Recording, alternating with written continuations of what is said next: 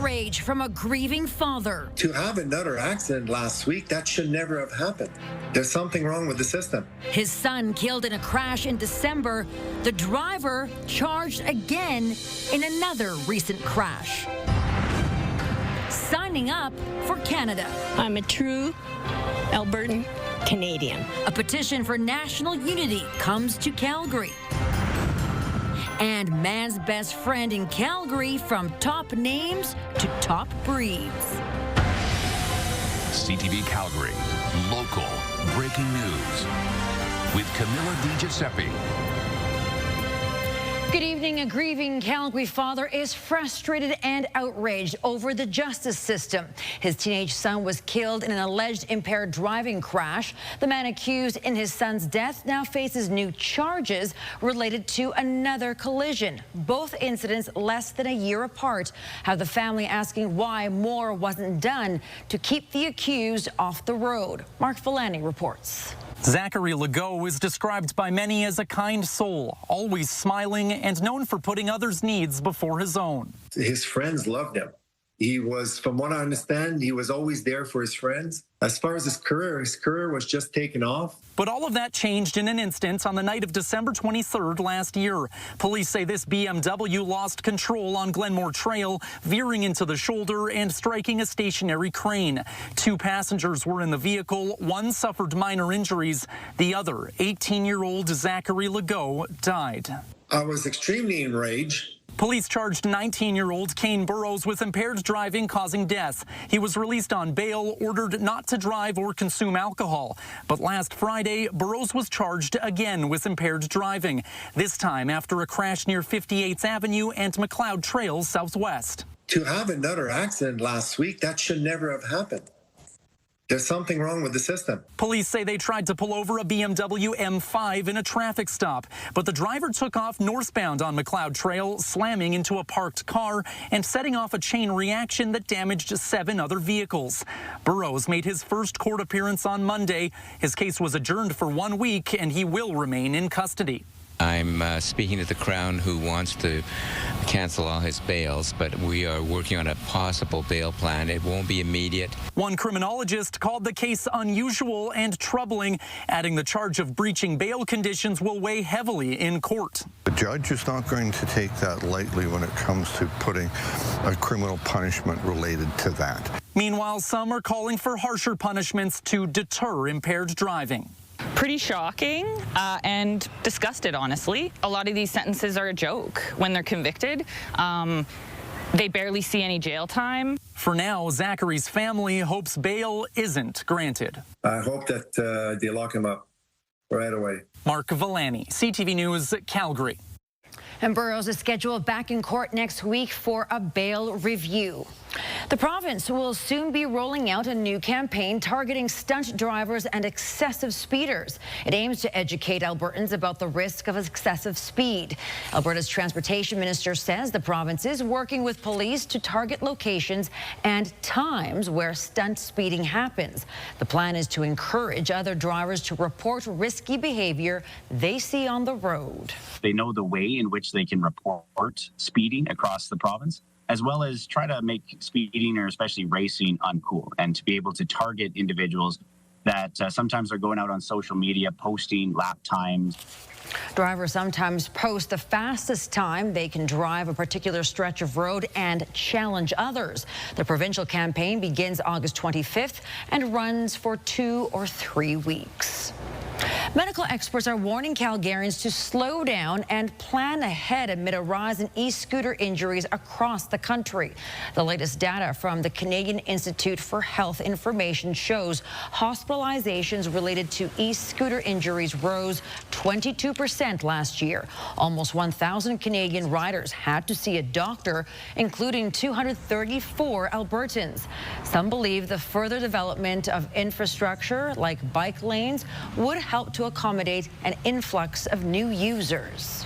We've been seeing people who, are intoxicated with either alcohol or drugs or whatever, or they're double riding, or they're overestimating their skill or underestimating the speed that they're going, and then we see big collisions, right? So either collisions with cars, pedestrians, curbs, light poles, things like that. And that's where the big trauma comes in. Calgary's e-scooter companies recommend helmets and advocate for sober and single riding.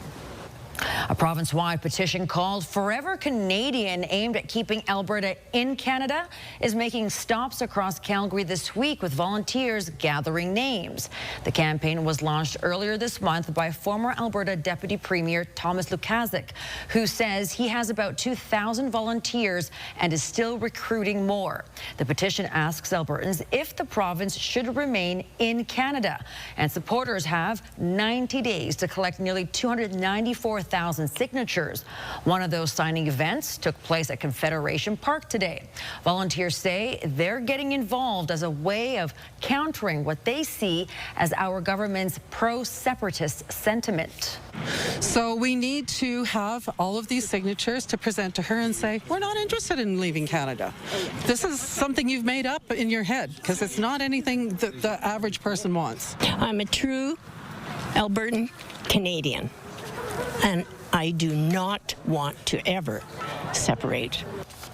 The pro-separatist petition is presently before the courts to determine if it's constitutional. That's because the day after Elections Alberta certified this petition, the province changed the rules to make future petitions easier to reach their goal.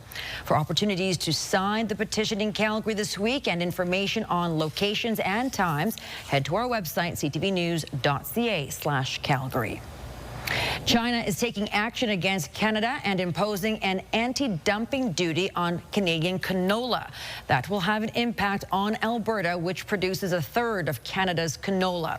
The duty will be set at 76% starting Thursday.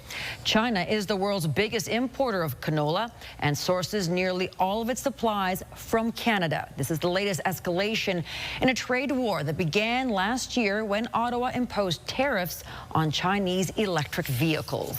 Right now, it could be absolutely devastating. I woke up this morning, as most canola farmers did, seeing that we had lost about $1 a bushel in the value of our product that we want to sell this year.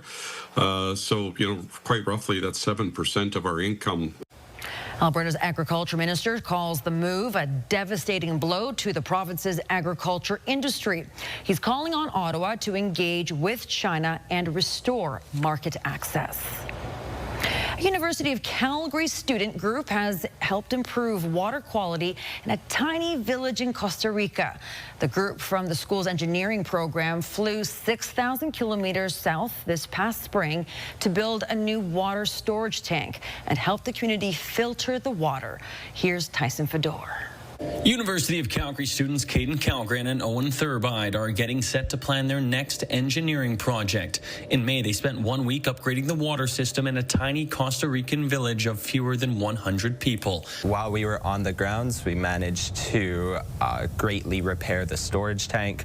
We managed to begin the implementation of sedimentation, a new water source capture tank, and that new water source would more than double the town's water capacity and water flow. They documented the trip working with locals by digging holes, framing the storage tank, and pouring concrete. It was both an opportunity for me to apply engineering skills in a real world setting while also being able to help other people and address, water insecurity. The group began planning the project last September following Calgary's Bears Paw water feeder main breaking, causing infrastructure chaos here. This town's current water source was depreciating and it needed to be revamped. It was very old.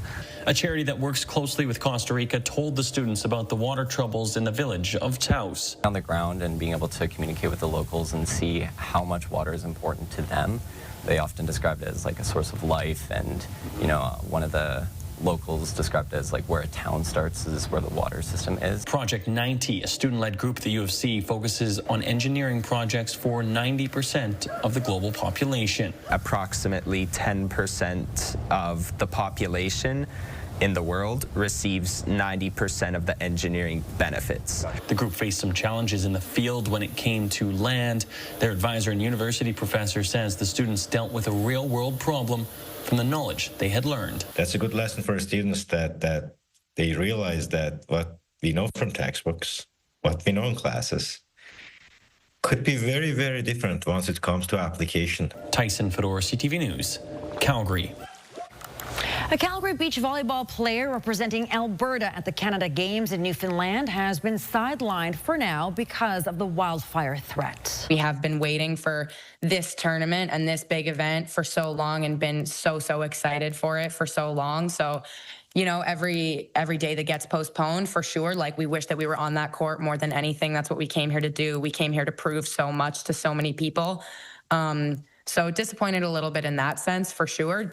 19-year-old Sasha Pazlowski and her teammates, 2 matches were among several events forced to either be postponed or relocated because of the fires, prompting evacuation alerts and a regional state of emergency today. Box lacrosse, soccer, and sailing were also impacted. Pazlowski's situation is unique because a beach volleyball court can't simply be relocated, but she says she's hopeful they'll get to play. In the meantime, they're cheering on her fellow Alberta teammates.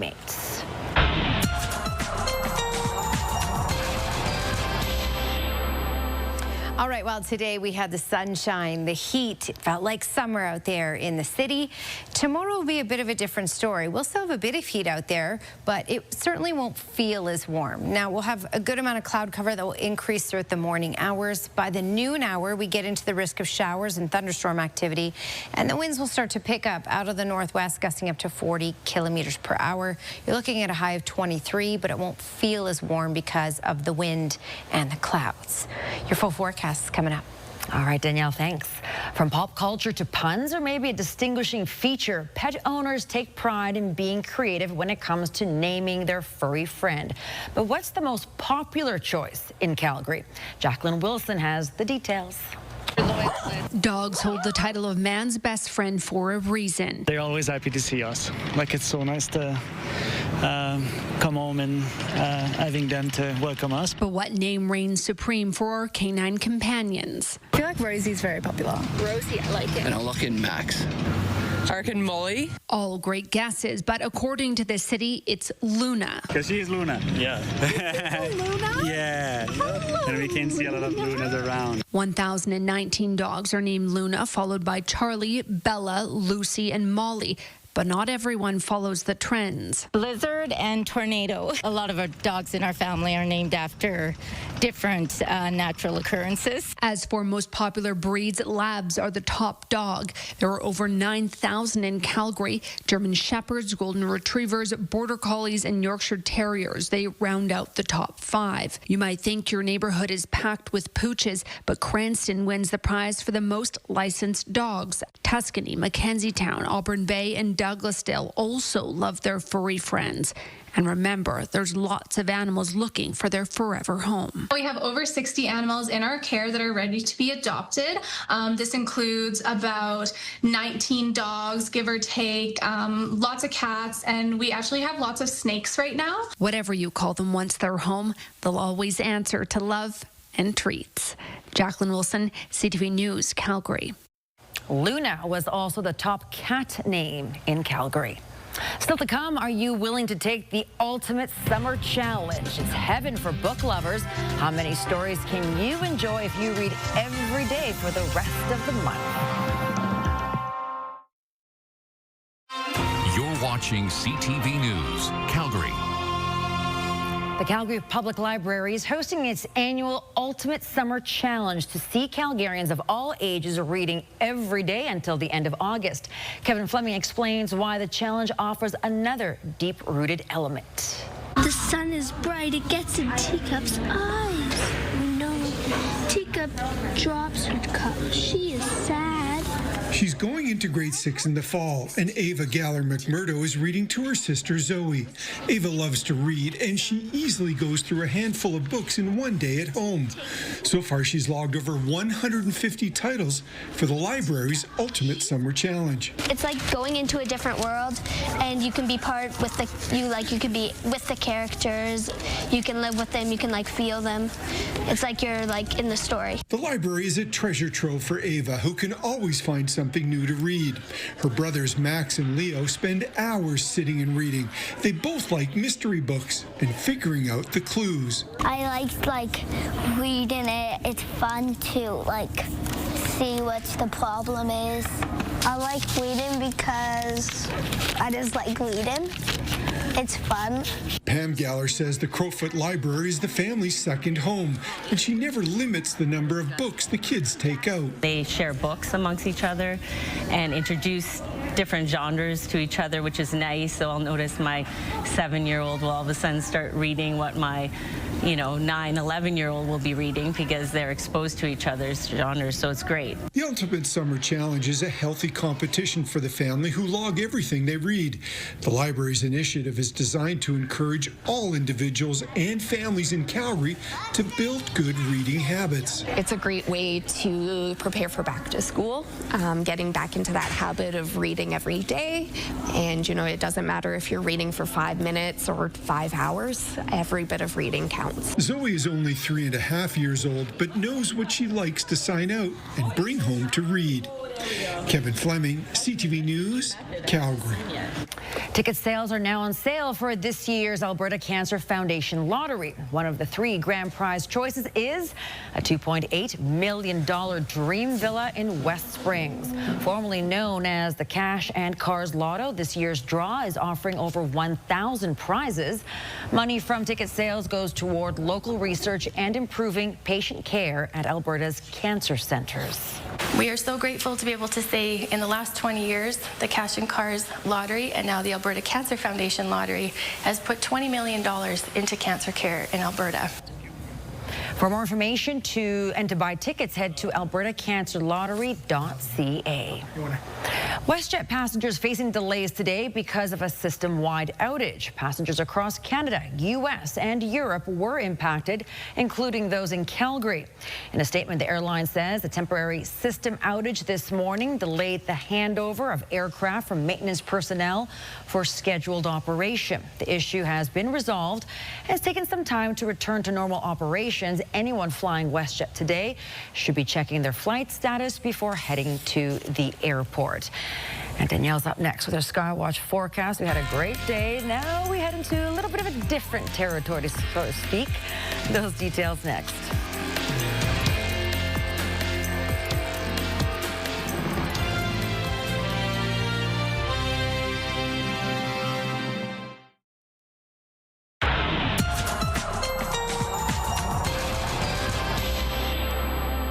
Well, today was hot and summery and bright.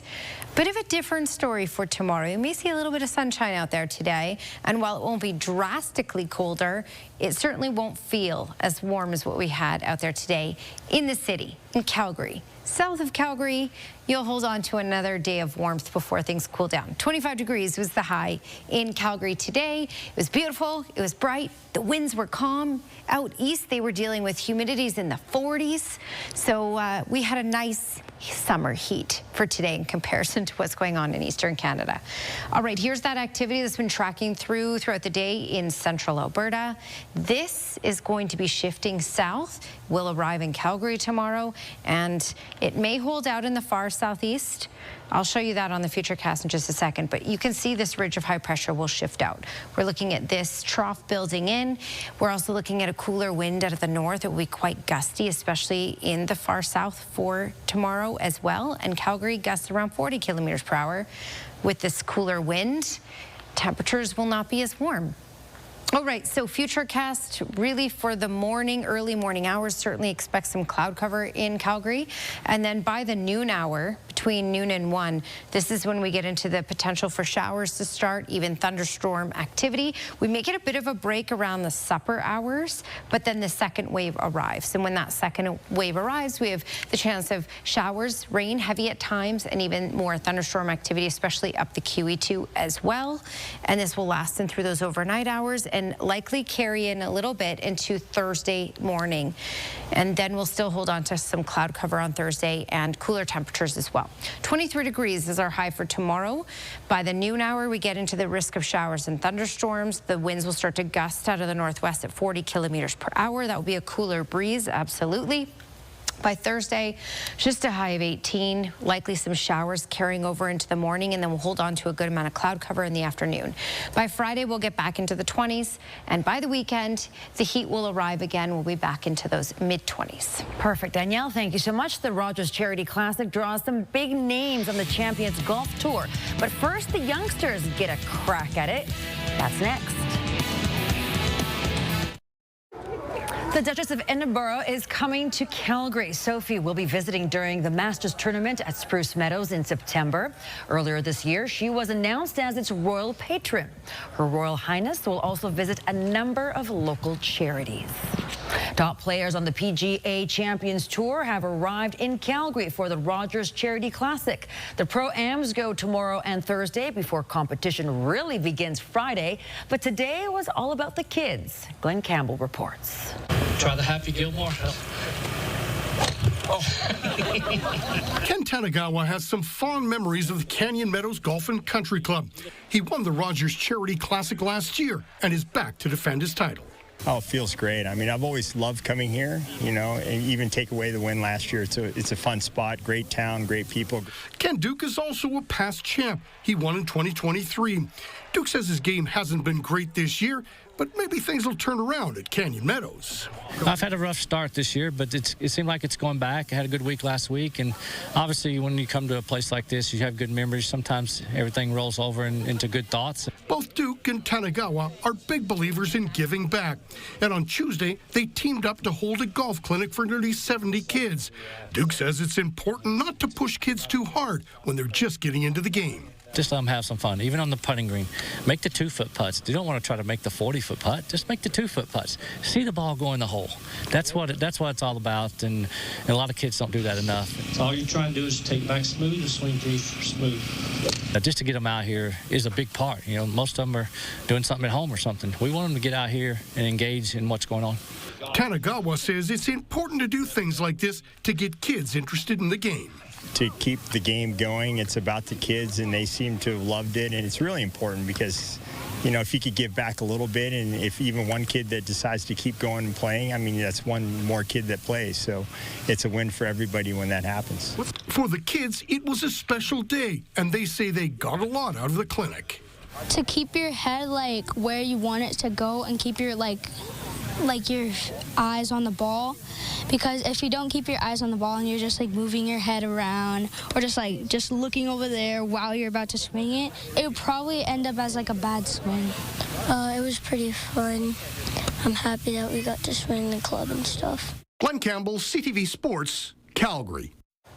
Calgary's Wes Martin won the qualifier at the Highwood Golf Course today with a 9 under 62. Also making it through Michael Johnson and Tommy Gainey. All right, that's it for us here at CTV News at 11:30. Thank you for watching. Good night.